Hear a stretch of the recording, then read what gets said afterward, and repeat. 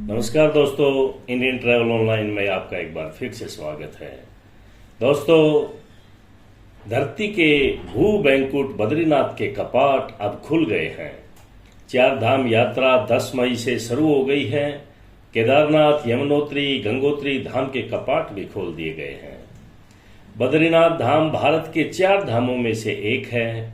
बद्रीनाथ मंदिर भगवान विष्णु के रूप बद्रीनाथ को समर्पित है।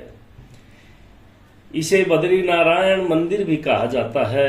अलकनंदा नदी के किनारे उत्तराखंड राज्य में बसा बद्रीनाथ धाम बड़ा ही फेमस है।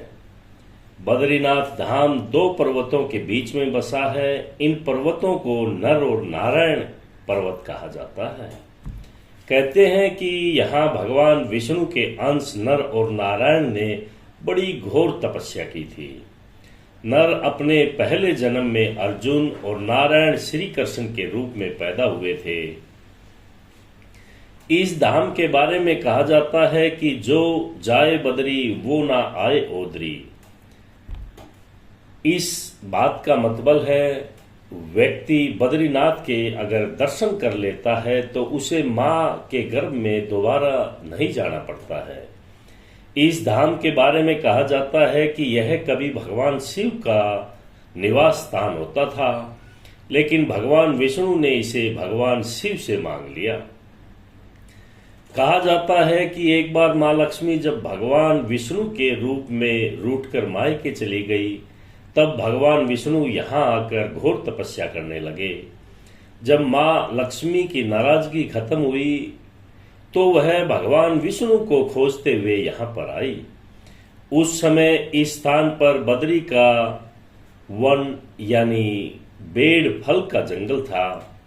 बद्री के वन में बैठकर भगवान विष्णु ने तपस्या की थी।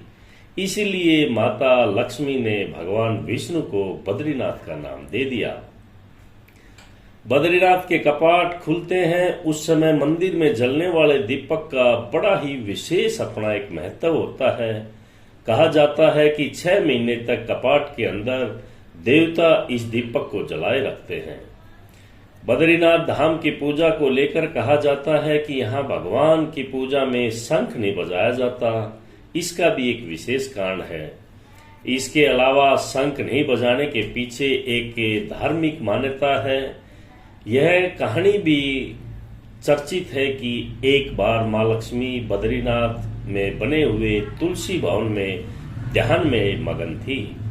तभी भगवान विष्णु ने शंख चूर्ण नाम के एक राक्षस का वध कर दिया। जीत का जश्न मनाने के लिए पहले शंख बजाया जाता था, लेकिन विष्णु जी लक्ष्मी जी के ध्यान में विघ्न नहीं डालना चाहते थे, इसलिए उन्होंने शंख नहीं बजाया। कहा जाता है कि तभी से बद्रीनाथ में शंख नहीं बजाने की एक परंपरा चलती आ रही है। बद्रीनाथ सहित 4 धामों के कपाट हर साल अक्टूबर नवंबर में सर्दियों में ये बंद हो जाते हैं और गर्मियों में इसे खोला जाता है। अब अगले साल अप्रैल मई में ये खुलेंगे। अभी ये यात्रा 4 धाम की चल रही है।